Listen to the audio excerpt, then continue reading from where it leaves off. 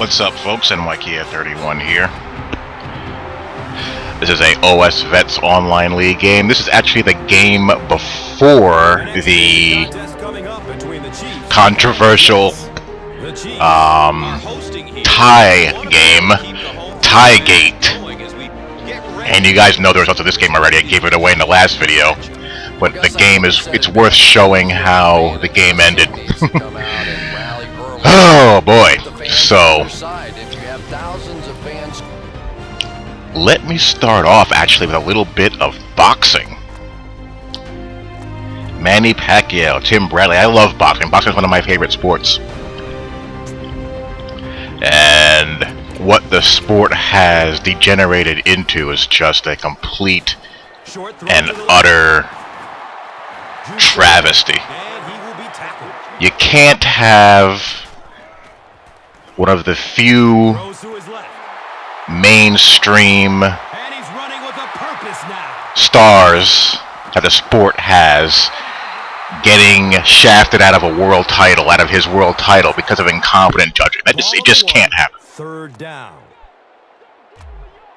Stuff like that, even though I think MMA and UFC is utter garbage, you could understand where they're coming from when boxing has one of those nights like last night. And it's a shame. I used to love boxing. I used to remember, and I'm not that old, when you could watch good fights on network TV. I used to watch, like during the summer on a Saturday or Sunday afternoon, fights with my dad, you know, and not just no-names and guys you never heard of. But you could watch a world championship fight or fights between top contenders at a given weight division on network TV. But pay-per-view has destroyed the sport. It has allowed these blood-sucking promoters and these ridiculous sanctioning bodies to emerge and take the sport away from the mainstream public. So that's my little rant on boxing. Thank the Lord that I didn't pay money out of pocket to watch that trash.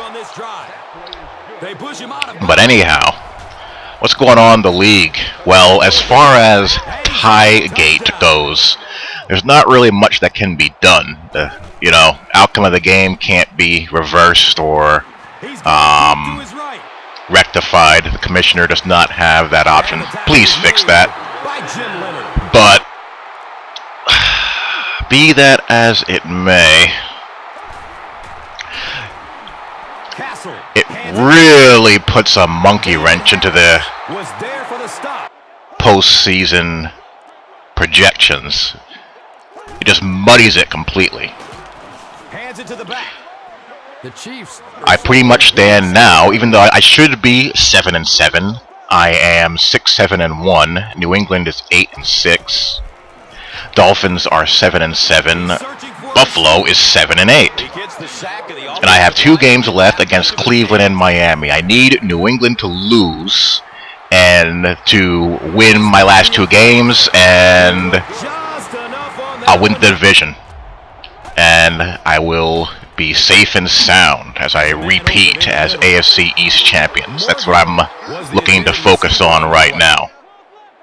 If New England wins and I win out, that's when things get really, really crazy. And I can't, figure out how the tie is going to factor into whether or not I'll make the playoffs as a wild card. It's a really weird season. Started out hot, then went through a stretch where I couldn't win a game to save my life. Looked to have righted the ship a little bit. Then I lost at this game here. Then I had a game that I won, or was about to win, get taken away. So, that is that. The other going-ons in the 10-4, the useless Bob Sanders, the shot and washed up Bob Sanders. Injuries. Bob Sanders shouldn't be on the field, but Well, injuries will do that. Losing starters hurt. But Pittsburgh stands at 10-4. The Colts are at 10-5. The Chiefs are at 8-6. The AFC is really tight this season. Really, really tight. Ravens 8-6. Tennessee Titans 8-7. Defending Super Bowl champion Cincinnati Bengals 7-7. Although we need a little caveat there. The Bengals owner went on vacation, so he was not able to play his games, and as a result, took some L's. Touchdown, Jets, Jets. Mr. Hardesty. This is my last season with Sanchez. Sanchez's contract expires, and I'm just sick of looking at him. So for season 5, I will have a new QB. Don't know who that QB will be, but it won't be him. He picks it off. I need a change. I'm just sick and tired of looking at him, and he causes me way too much stress. If I don't resign anybody, I'll be like $80 million under the cap. But there are some guys who I want to bring back, like David Harris, for example. Other than that, pretty much everyone else is replaceable. It's the tailback. I do need an upgrade at tight end. Losing Keller for his career sucked. I mean, Cooley is, good. He's done a solid job. But you can cover Chris Cooley. You couldn't cover Dustin Keller. He was an impossible matchup. There's a few tight ends in this game that can't be covered and are just big plays waiting to happen, and Keller was one of them. I mean, Cooley's stats look decent enough. 64 catches, 681 yards, 2 TDs, 10.6 yards per reception, but he's not very explosive. And Sanchez is actually statistically having a pretty dang good season. He's leading the league in passing yards, 4,202 with 24 TDs. More picks than I would like. Watch out. He's looking for a burst of speed. 3 this one, for example. Completion percentage is good, but I'm just tired of him. I could probably use to bolster or stand to bolster the receiving core as a whole. He's dropped down right around the 32-yard. Mike Thomas doing well, 810 yards. Poe 898. Josh Morgan 766, but I think I need another explosive receiver that can make some big plays happen. Oddly enough, I have the best passing offense in the league, but I don't have any one receiver dominating the league leaderboard in anything. I've spread the ball around pretty nicely. Cooley with 64 catches. Hardesty has 50. Thomas 54. Morgan 41. Poe 40, I should say. My rookie wide receiver, Jaden Thomas, 21. So, ball gets spread around the field very nice. I don't care who gets the glory as long as someone gets it. He's going to his right. Throws. He catches. The year of not making plays in the secondary continues. But my front 4 pass rush has been sick. It's been really good all season long. Really, really good. Got 11 sacks out of Manny Lawson at defensive end. Muhammad Wilkerson has 10. Kenrick Ellis provides big-time pressure. He doesn't get too many sacks because he's not really, quick enough to close. Iodeli off the bench does some good things. David Banks, my rookie, kind of hybrid outside linebacker, defensive end, has 7.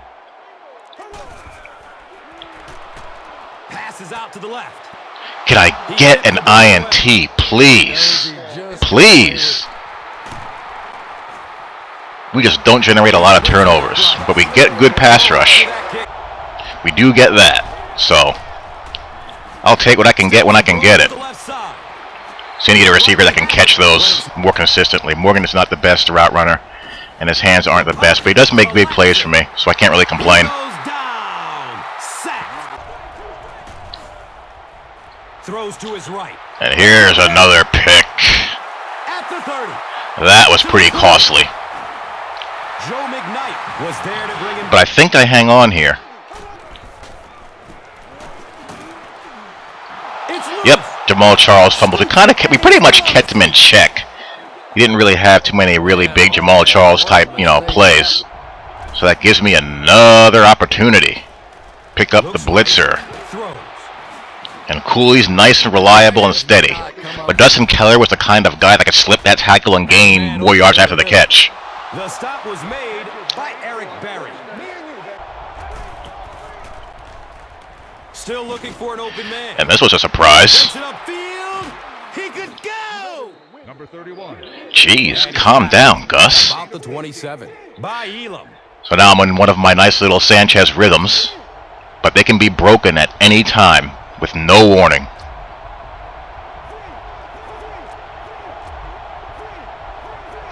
Trying to dial something up.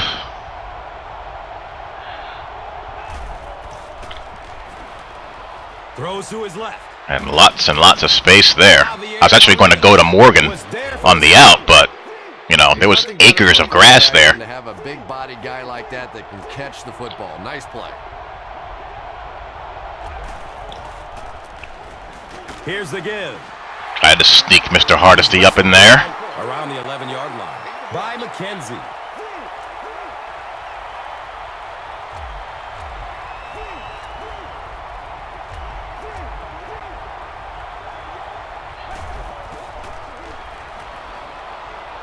He's searching for And Mike Thomas should have sat down. That's why I scrambled. And Sanchez fumbles the ball going into the end zone. Mike Thomas blew the option read there. He had to. That should have been a curl read there for him. But that's the risk of running option routes. That'll happen. These guys aren't perfect, but I still have life. Somehow, some way. And Muhammad Wilkerson on the twist stunt gets a sack. And that play was also huge. And look at this. I figure I have two, spectacular catch wide receivers on the outside, so why not take a shot? And I almost get it. I almost get the miracle deflection. But, no. Last play of the game didn't get me into the end zone after that, so that's how this game ended. And I'll be playing Cleveland sometime today, so we'll see if I can get it done. This has been a soap opera-like season in typical Jets fashion. Talk to you all later. Peace.